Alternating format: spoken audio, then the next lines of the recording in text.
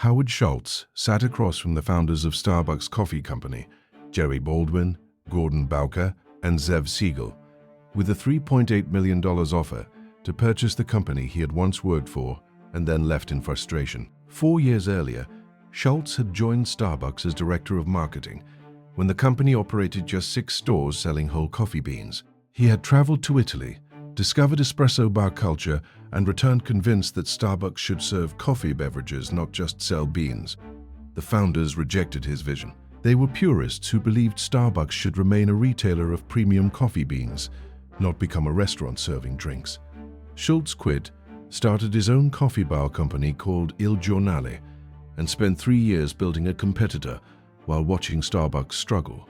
Now the founders wanted to sell.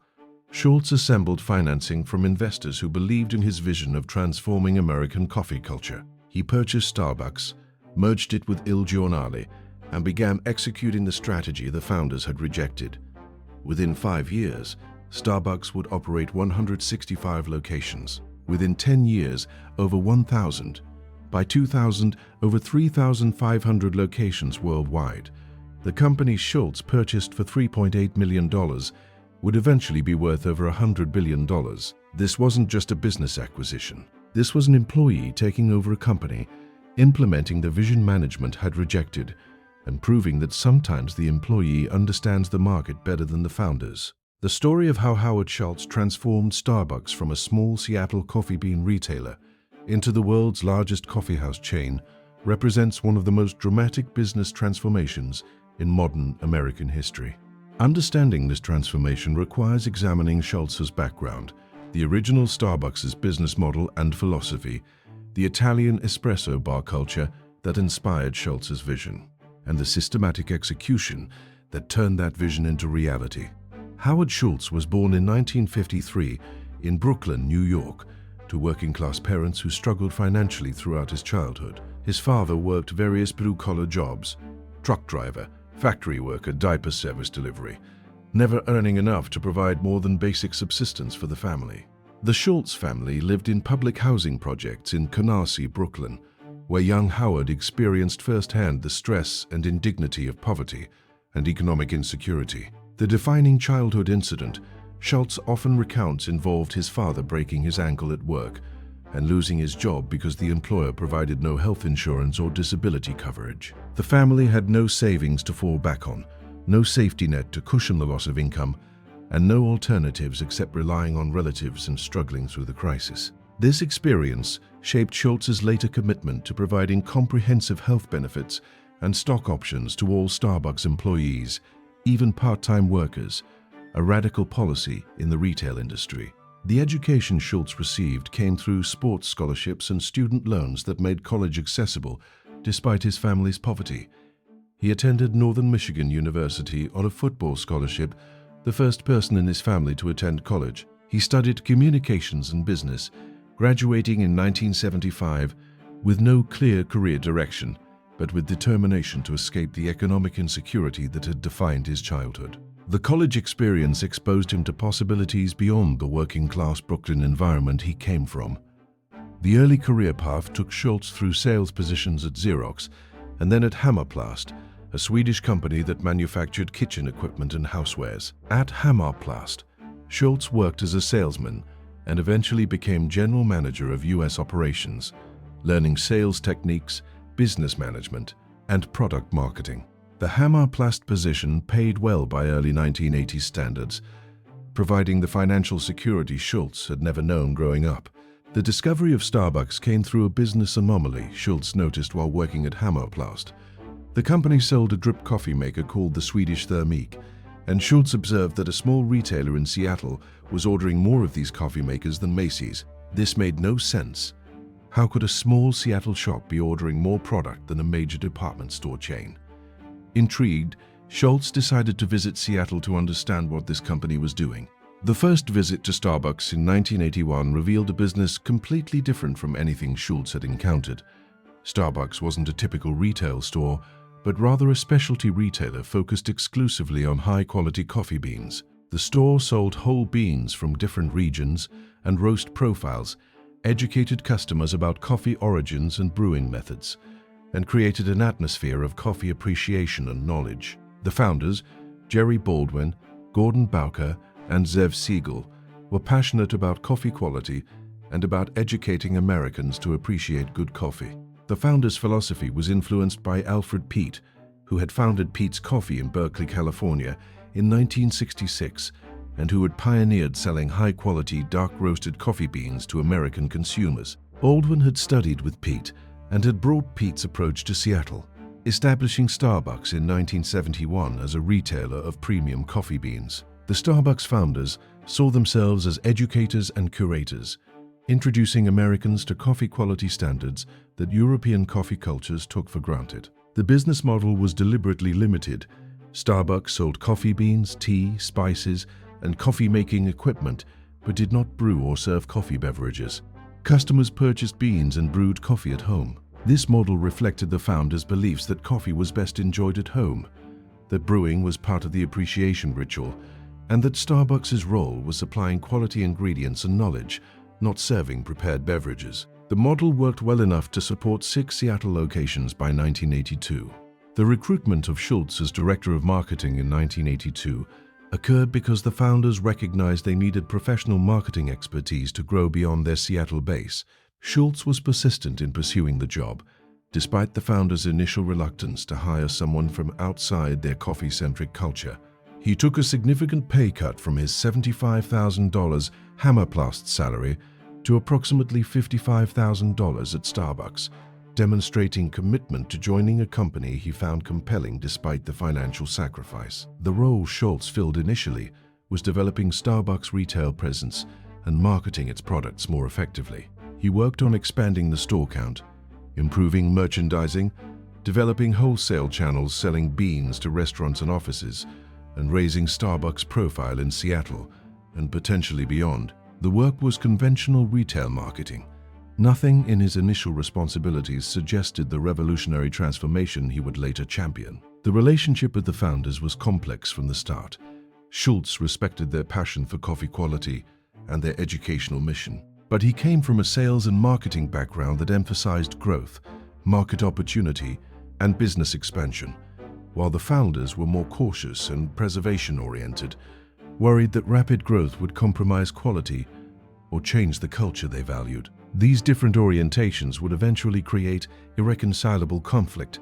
The financial situation at Starbucks in the early 1980s was stable but not spectacular.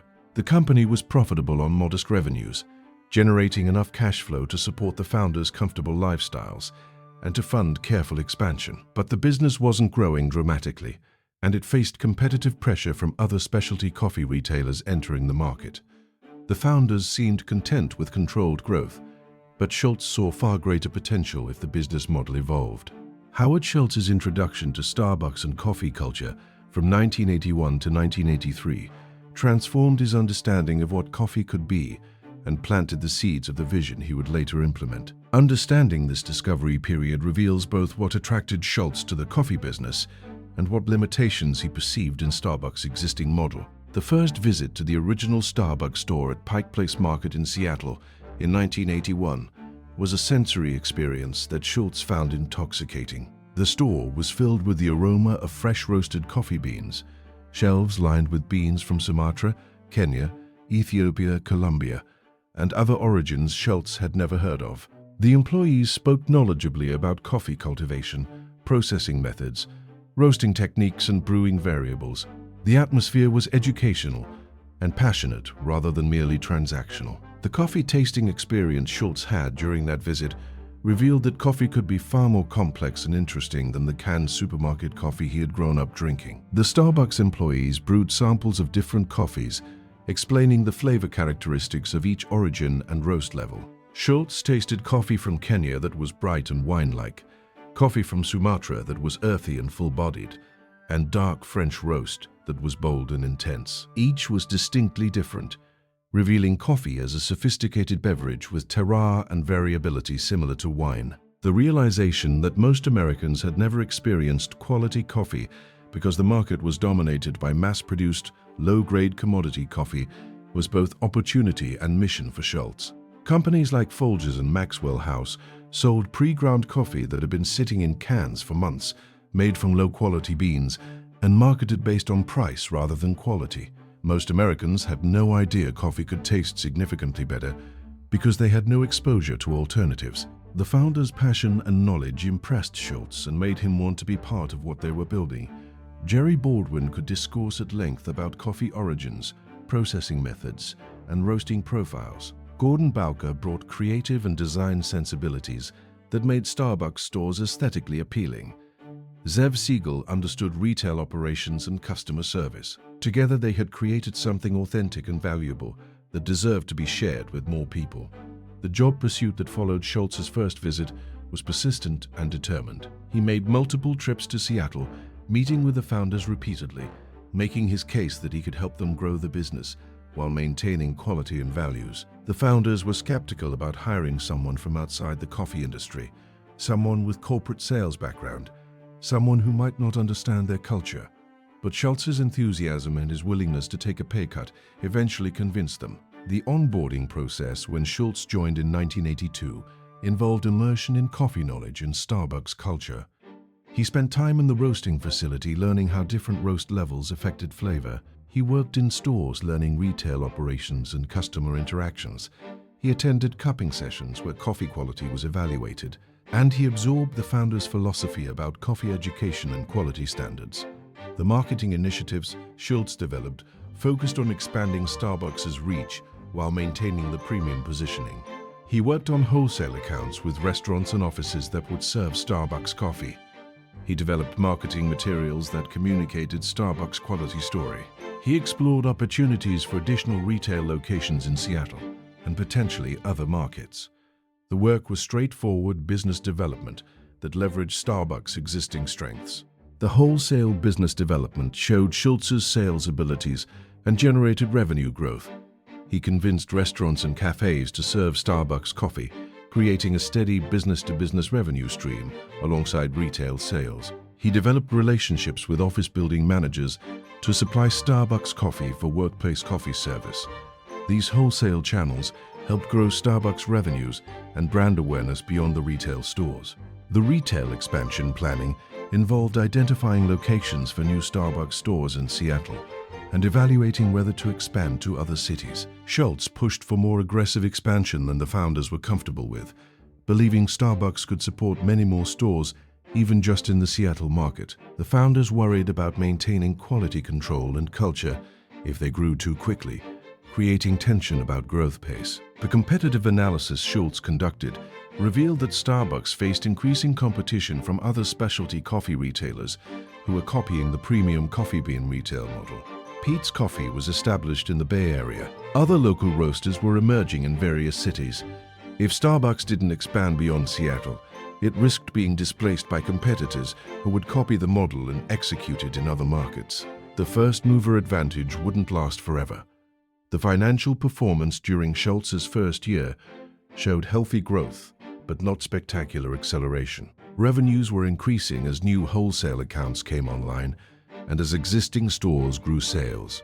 Profitability remained solid, but the growth trajectory wasn't transformative. Starbucks was becoming a larger version of what it already was, rather than evolving into something fundamentally different. The frustration Schultz began experiencing centered on the founders' resistance to what he saw as obvious opportunities. He believed Starbucks should open stores beyond Seattle. The founders wanted to prove the model in Seattle before expanding. He believed Starbucks should raise outside capital to fund faster growth. The founders wanted to grow organically using retained earnings. He believed Starbucks could become a national brand. The founders seemed content with regional success. The relationship dynamics showed Schultz as the impatient outsider, pushing for change, while the founders were protective stewards worried about preserving what they had built. Both perspectives were reasonable. Schultz saw untapped potential and wanted to capture it quickly, while the founders wanted to ensure growth didn't compromise quality or culture. But the differences in perspective and priorities were creating increasing tension. The trip to Milan, Italy in 1983 that Howard Schultz took for a housewares trade show transformed his understanding of what Starbucks could become and created the vision that would eventually remake the company and American coffee culture. Understanding what Schultz experienced in Italy and why it resonated so powerfully reveals the origins of the Starbucks model that would eventually succeed globally. The arrival in Milan for the trade show was Schultz's first visit to Italy and his first exposure to authentic European coffee culture. Walking the streets of Milan, Schultz noticed coffee bars on virtually every block, small establishments where Italians stopped for espresso, cappuccino, or other coffee beverages. These weren't restaurants but specialized coffee establishments that focused primarily on coffee service. Customers came in, ordered coffee, consumed it quickly at the bar, and continued their day. The espresso bar experience Schultz had at a coffee bar near the Piazza del Duomo was revelatory.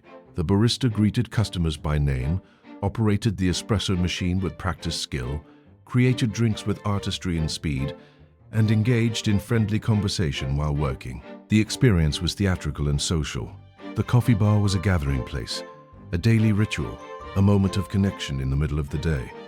The coffee itself was excellent, but the experience was about more than just the beverage. The recognition that coffee bars were central to Italian social life struck Schultz powerfully. Italians visited coffee bars multiple times daily: morning espresso, mid-morning cappuccino, afternoon espresso. The coffee bar was a third place between home and work, where people connected with community, exchanged news and gossip, and paused from daily routines. The coffee was the occasion for the social interaction, rather than the sole purpose of the visit. The observation that Milan alone had over 1,500 coffee bars, and that every Italian city had similar density of coffee establishments, suggested enormous market potential if the model could be adapted to America. If Milan, with a population of 1.5 million, could support 1,500 coffee bars, what was the potential in American cities? The math seemed incredible. If the concept translated to American culture, the market opportunity was enormous. The contrast with American coffee culture was stark and depressing. Americans drank coffee primarily at home or in restaurants where coffee was an afterthought, weak, often stale, served in styrofoam cups, an unremarkable commodity. There was no romance, no ritual, no social dimension. Coffee was fuel, not an experience. And the coffee quality was generally poor because most Americans had never tasted anything better and had no expectations of quality. The vision that crystallized for Schultz was bringing Italian espresso bar culture to America, creating a place where Americans could experience great coffee in a social environment that became part of their daily routine. Not a restaurant, not a fast food establishment, but a dedicated coffee bar where the focus was excellent beverages and creating community. Starbucks could be the vehicle for this transformation if the founders would embrace the vision. The excitement Schultz felt about this vision was intense and obsessive. He spent the remainder of his Italy trip visiting coffee bars, observing operations, studying customer behavior, and imagining how the model could work in America. He took notes on everything: bar layouts, equipment, menu offerings, service patterns, pricing, customer demographics. He was convinced this was the future of coffee in America and that Starbucks should lead the transformation. The return to Seattle with this vision created immediate conflict with the founders.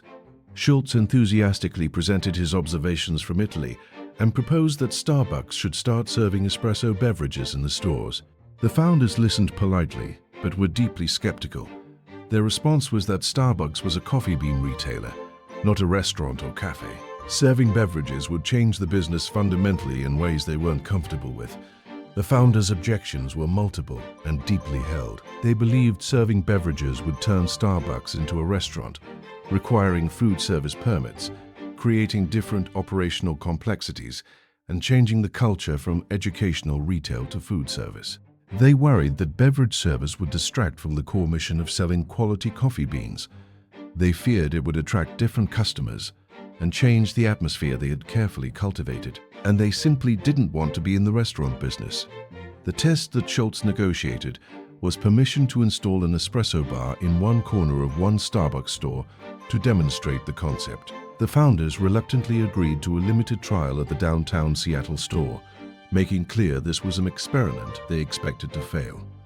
Schultz would have to prove that beverage service could work within a Starbucks store without compromising the retail bean business. The installation of the espresso bar required purchasing expensive Italian espresso machines.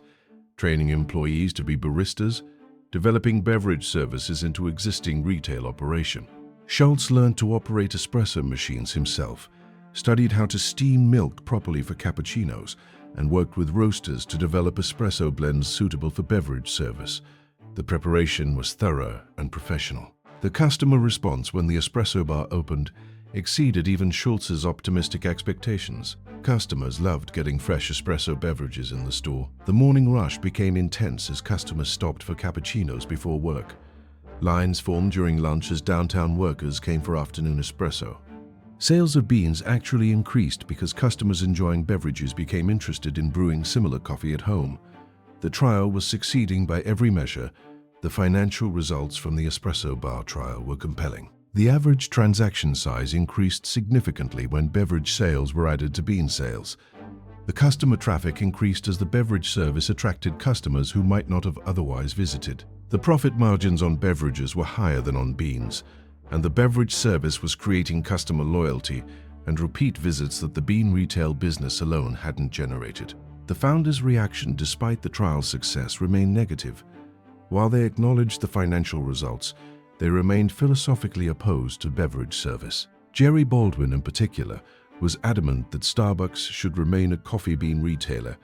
He believed beverage service would fundamentally change the company's character and would take it in a direction he didn't want to go. The success of the trial didn't change his mind. The impasse that resulted left Schultz increasingly frustrated and convinced that the founders would never embrace the vision he believed represented Starbucks' future. He had proven the concept worked. He had demonstrated customer demand. He had shown the financial opportunity. But the founders' philosophical opposition wasn't about data. It was about their vision of what Starbucks should be. And that vision didn't include becoming a coffee bar chain. The conflict between Howard Schultz and the Starbucks founders from 1984 to 1985 over the company's direction and Schultz's espresso bar vision created an irreconcilable rift that would ultimately lead to Schultz's departure.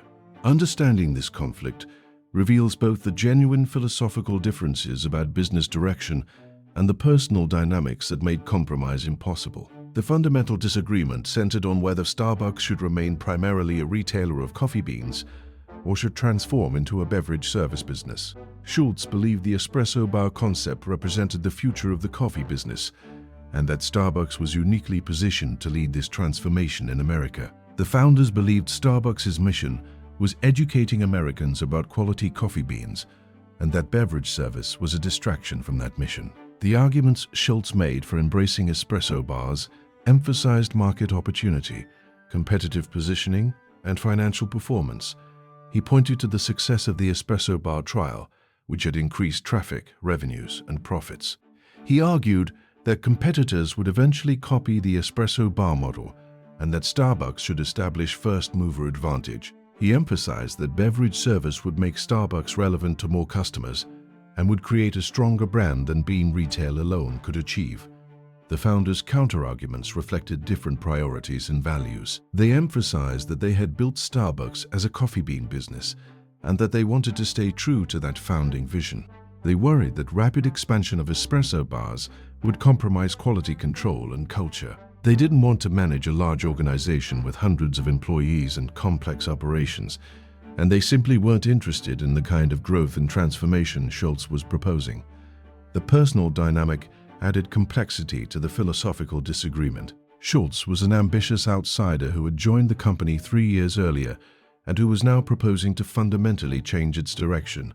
The founders were the original creators who had built Starbucks over 13 years and who felt protective of their creation. Schultz's pushiness and certainty that he was right probably felt presumptuous to founders who had succeeded long before Schultz arrived.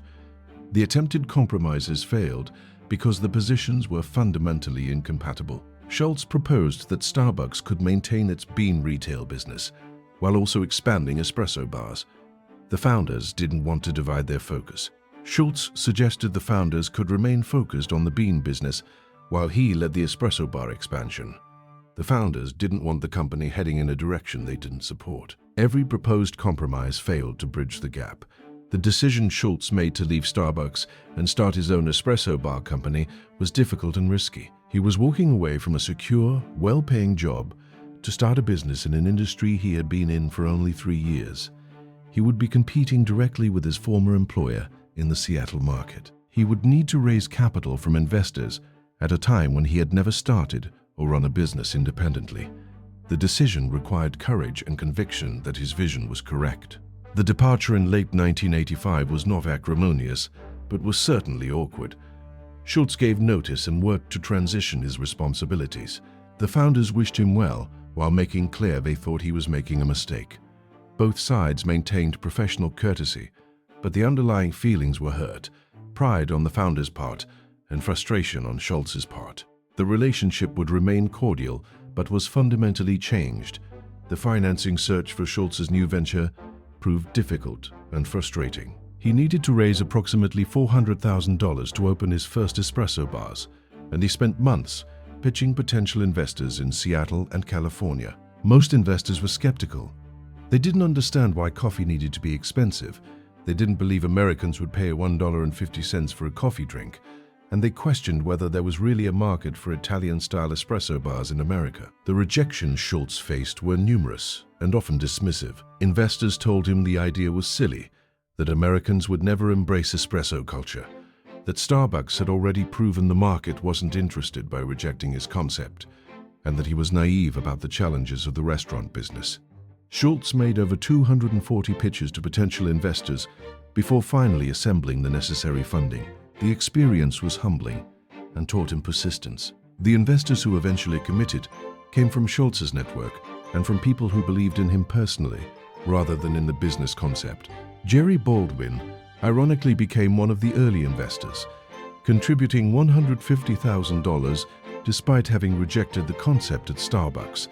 He wanted to support Schultz even though he didn't believe the business would succeed. Other investors included Seattle businessmen who knew Schultz and who were willing to gamble modest amounts on his vision. The business plan Schultz developed called for opening espresso bars that would serve high-quality coffee beverages in an Italian-influenced environment. The stores would be called Il Giornale, Italian for the daily, and would focus exclusively on beverages and light pastries, not selling coffee beans. The plan called for opening 3 Seattle locations initially, proving the concept and then raising additional capital for expansion. The projected revenues and profits were optimistic but plausible if the concept succeeded. The first Il Giornale location opened in April 1986 in downtown Seattle, near the Columbia Center. The store was designed to evoke Italian coffee bars with marble counters, Italian opera playing, and baristas wearing bow ties and vests. The menu featured espresso drinks made with coffee sourced from Starbucks, priced at $1.50 to $2.50. Premium pricing that reflected the quality and experience. The opening generated modest local press coverage and curiosity from coffee enthusiasts. The customer reception was positive but not overwhelming. The downtown Seattle office workers who visited liked the coffee quality and appreciated having a place to get good espresso, but many customers found the atmosphere too formal and European, the opera music off-putting, and the bow ties on baristas pretentious. The Italian authenticity that Schultz prized was actually turning some customers off. Sales were decent but below projections. The operational challenges of running coffee bars were substantial and humbling for Schultz, who had never operated retail locations. Managing inventory, scheduling employees, maintaining equipment, ensuring consistent beverage quality, and controlling costs all proved more complex than anticipated. The margins were thinner than projected because of operational inefficiencies and higher than expected labor costs. The business was harder than Schultz expected. The adjustments Schultz made included toning down the Italian theme that customers found off-putting, replacing opera with jazz, eliminating the bow ties, and focusing more on convenience and quality rather than European authenticity. These changes reflected hard-won lessons about American preferences. Americans wanted good coffee in a comfortable environment, not a faithful reproduction of Italian coffee culture. The modified concept worked better. The expansion to second and third Il Giornale locations in 1986 and early 1987 proceeded despite the first location's modest performance. Schultz believed he needed multiple locations to prove the concept and to achieve the visibility that would attract additional investor capital for further expansion. The additional locations performed similarly to the first, profitable but not spectacularly successful, demonstrating concept viability without proving transformative potential. The opportunity to purchase Starbucks emerged in 1987 when Jerry Baldwin decided to focus on Peet's Coffee, which he had purchased, and when the other Starbucks founders were ready to exit the business. Understanding how this opportunity developed and how Schultz assembled the financing reveals both lucky timing and Schultz's determination to acquire the company he believed had far greater potential than the founders had realized. The decision by Baldwin to purchase Peet's Coffee in Berkeley created the catalyst for Starbucks becoming available. Baldwin had deep respect for Alfred Peet and viewed Peet's as the original inspiration for Starbucks. When Peet's became available for purchase in 1984, Baldwin jumped at the opportunity, eventually purchasing it using Starbucks as the acquiring entity. But managing both Peet's in California and Starbucks in Seattle proved challenging, and Baldwin had to choose which business to focus on. The choice Baldwin made to focus on Peet's rather than Starbucks reflected both personal preference and business calculation. Peet's was the original, the company that had inspired Starbucks, and Baldwin felt emotional connection to it. Peet's also was in the Bay Area market, which was larger than Seattle, and Baldwin wanted to manage a company that remained true to the coffee bean retail model, rather than potentially evolving toward beverage service. The decision meant Starbucks would need new ownership. The other founders' situations made them receptive to selling. Gordon Bowker had other business interests, including advertising and design agencies that were demanding more attention. Zev Siegel had already reduced his involvement in Starbucks. Neither founder had the same attachment to Starbucks that Baldwin did, and both were approaching ages where cashing out substantial equity to fund retirement or other ventures was appealing. The timing was right for sale. The notification to Schultz that Starbucks was for sale came through the investor network and through Schultz's maintaining contact with the founders. When Schultz learned Starbucks might be available, he immediately recognized this as the opportunity he had been waiting for, the chance to acquire the Starbucks brand, stores, and roasting facility, and to merge them with Il Giornale to create the company he had envisioned. The valuation at approximately $4 million for the Starbucks assets reflected the company's modest size and performance. Starbucks operated 6 retail stores, a roasting facility, and a wholesale business serving restaurants and offices. Annual revenues were approximately $6 million with modest profitability. The brand had strong recognition in Seattle and among coffee enthusiasts, but was largely unknown nationally. The price of $3.8 million was substantial but reasonable for these assets. The challenge Schultz faced was that he didn't have $3.8 million or anything close to it. His Il Giornale business had modest value, his personal savings were limited, and he would need to raise virtually the entire purchase price from investors. This meant assembling a new investment round that would fund both the Starbucks acquisition and additional capital for the combined company's expansion. He needed to raise approximately $4.5 million total, $3.8 million for purchase, plus working capital. The investor pitch Schultz developed emphasized the opportunity to create a national specialty coffee company by combining Starbucks' brand, roasting expertise, and wholesale business with Il Giornale's espresso bar concept. He projected that the combined company could expand to 125 stores within 5 years, generating revenues of $60 million. The numbers seemed audacious. The entire specialty coffee industry was tiny, and no coffee bar chain had achieved anything like this scale. But Schultz sold vision, not current reality. The fundraising process was as difficult as the original Il Giornale financing had been.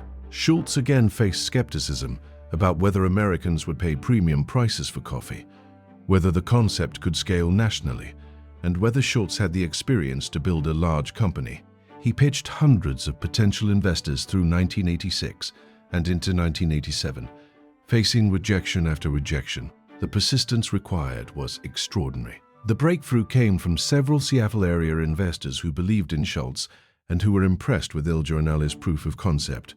The largest investor was Bill Gates Sr., father of Microsoft's co-founder, who contributed $150,000. Other investors included Seattle business leaders and some original Il Giornale investors who were willing to invest more. Schultz assembled the $4.5 million through contributions from approximately 100 investors, most investing $25,000 to $50,000 each. The negotiation with the Starbucks founders was relatively straightforward because Baldwin wanted the sale to happen, wanted Schultz to succeed, and wasn't trying to maximize the price.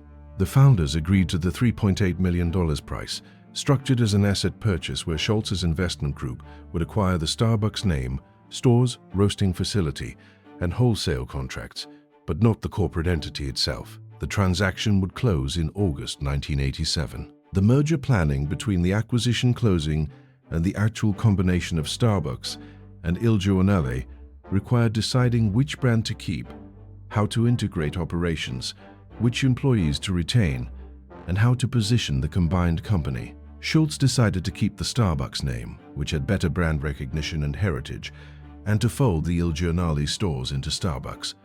All locations would become Starbucks and would serve espresso beverages using the model Schultz had pioneered at Il Giornale.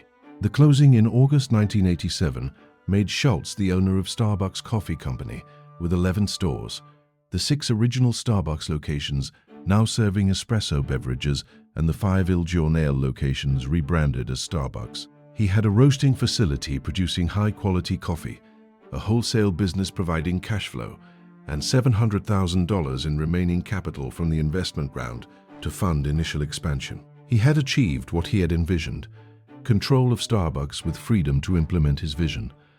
The vindication Schultz felt was substantial, but was immediately overwhelmed by the challenges ahead. He had proven the founders wrong by raising the capital to purchase the company they believed wasn't worth the price.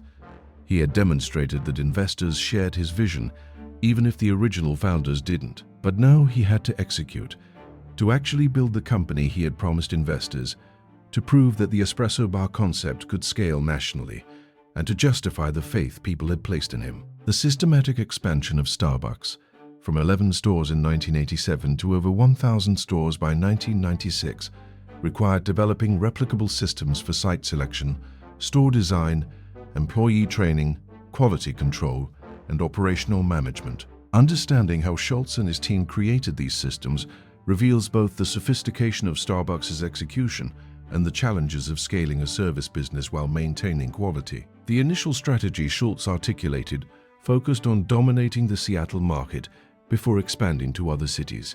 This approach, saturating one market before entering another, would become Starbucks' signature expansion pattern. The logic was that multiple stores in the same city created brand awareness, allowed operational efficiencies, and established Starbucks as part of the daily routine before moving to new markets where brand building would start from scratch. The Seattle market expansion from 11 stores in 1987 to over 30 stores by 1989 demonstrated the concept's viability and refined the systems that would enable later growth. Schultz opened stores throughout Seattle and surrounding suburbs, testing different formats including downtown office locations, suburban strip mall locations, and neighborhood stores. Each format taught lessons about what worked and what didn't, informing the model for future expansion. The site selection methodology that developed emphasized high-traffic locations where large numbers of potential customers would pass daily. The ideal Starbucks location was on the commute route for office workers who could stop for morning coffee, near downtown offices where customers could visit multiple times daily, or in upscale shopping areas where the demographic matched Starbucks' target customer. The site selection became increasingly data-driven, analyzing traffic patterns, demographics, and competitive presence. The store design template that emerged balanced distinctiveness with efficiency. Every Starbucks would have the same basic elements: the espresso bar at the center, comfortable seating areas, warm lighting, earth tone colors, and an atmosphere designed to be inviting and comfortable. But each store was customized to its location and building, making every Starbucks feel unique while maintaining brand consistency. The design became so distinctive that customers could identify a Starbucks before seeing the logo. The employee training program Schultz insisted on developing was more extensive than typical retail training because he believed the baristas were as important to the Starbucks experience as the coffee. New employees underwent 24 hours of training covering coffee knowledge, beverage preparation techniques, customer service principles, and company values before working independently. The investment in training was expensive, but created the knowledgeable, engaged employees that differentiated Starbucks from typical fast food or retail. The benefits package Schultz implemented included comprehensive health insurance and stock options for all employees working 20 or more hours weekly, making Starbucks the first major retailer to provide such benefits to part-time workers. This policy was expensive and controversial. Investors and board members questioned whether it was financially sustainable, but Schultz insisted, believing it would reduce turnover, create employee loyalty, and attract better talent than competitors could. The policy became a major competitive advantage.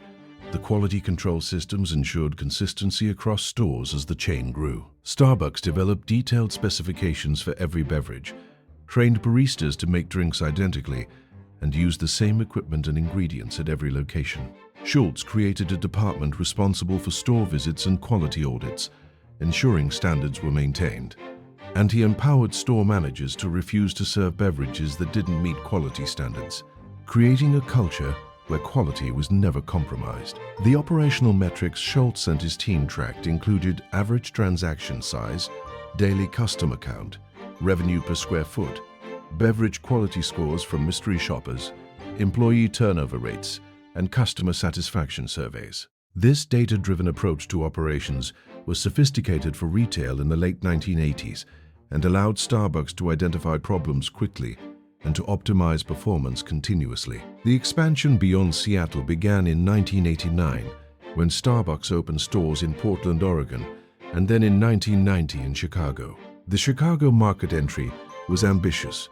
Schultz believed succeeding in Chicago would prove Starbucks could succeed nationally. Chicago had competitive coffee culture, a sophisticated customer base, and would test whether the Starbucks concept worked beyond the Pacific Northwest. The Chicago stores succeeded, validating the national expansion strategy. The pace of expansion accelerated through the early 1990s as Starbucks entered market after market: Los Angeles, San Francisco, Boston, Washington, D.C., New York. Each market required significant investment to establish a cluster of stores that would create brand awareness.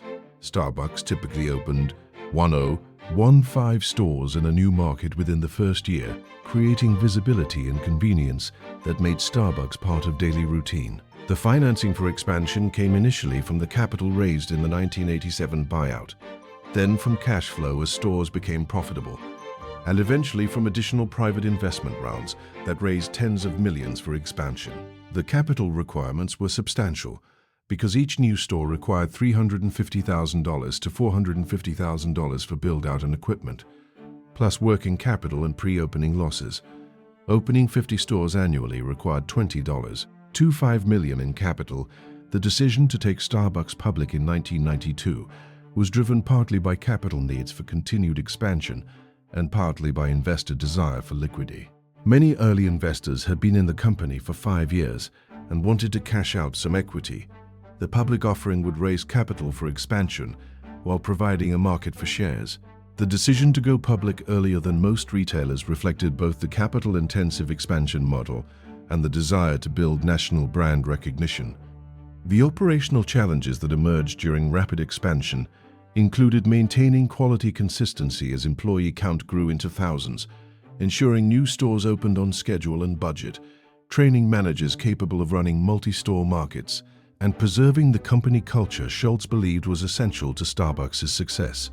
Each challenge required developing new systems and capabilities as the company evolved from boutique retailer to major chain. The competitive responses from both other coffee chains attempting to copy Starbucks' model and from fast food chains adding premium coffee tested whether Starbucks had sustainable competitive advantages. Multiple competitors, including Seattle's Best Coffee, Coffee Beanery, and others, attempted to replicate Starbucks.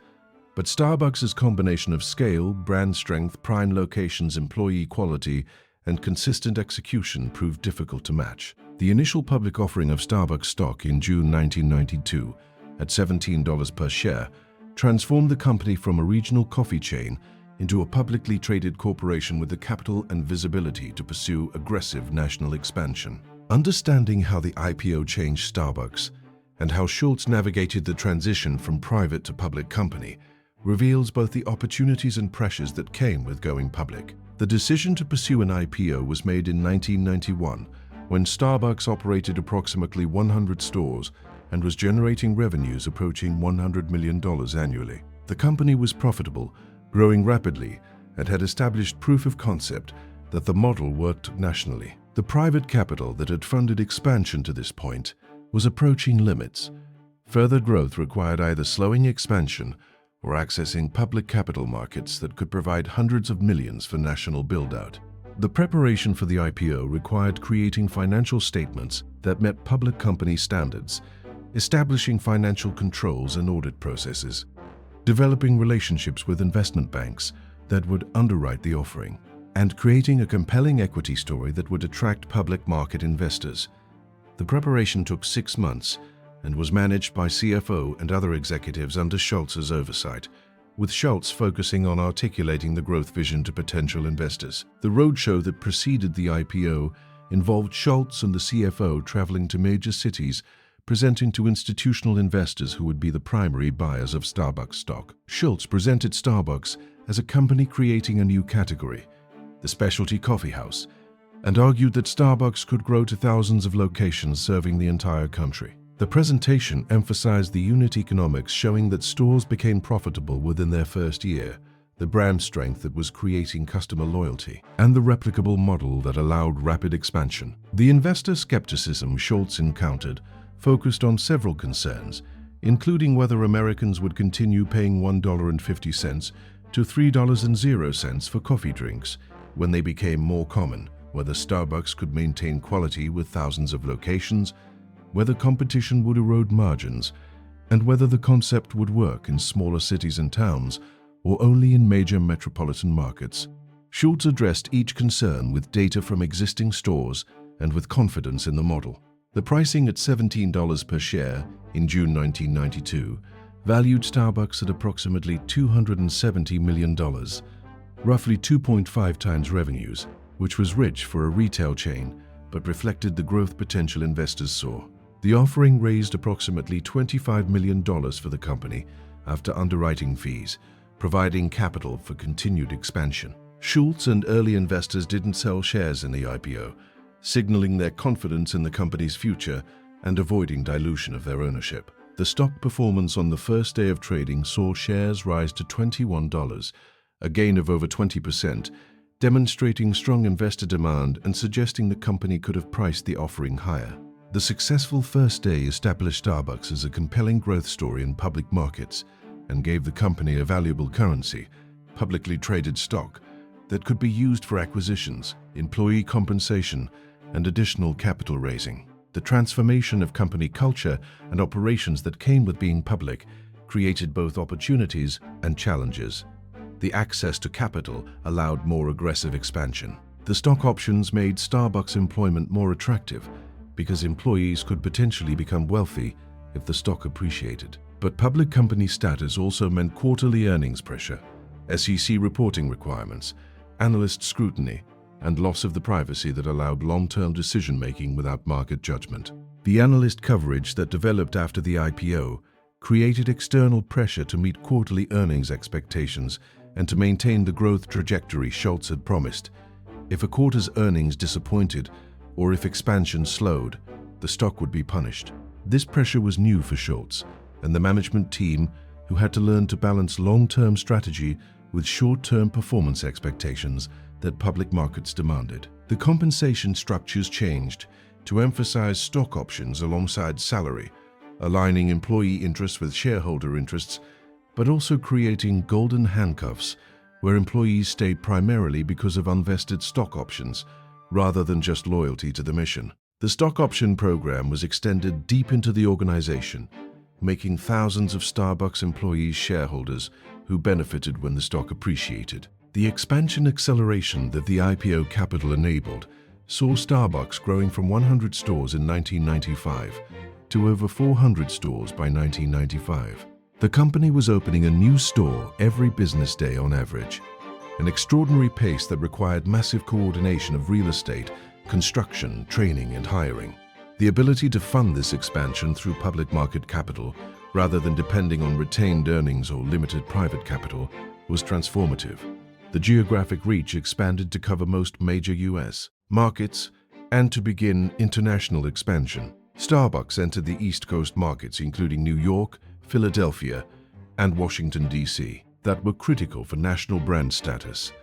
The company entered smaller markets, including secondary cities that were proving the concept worked beyond just major metropolitan areas. And Starbucks opened its first international location in Tokyo in 1996, beginning what would eventually become a global expansion. The brand evolution post-IPO included Starbucks becoming increasingly mainstream and ubiquitous, rather than the specialty retailer it had been.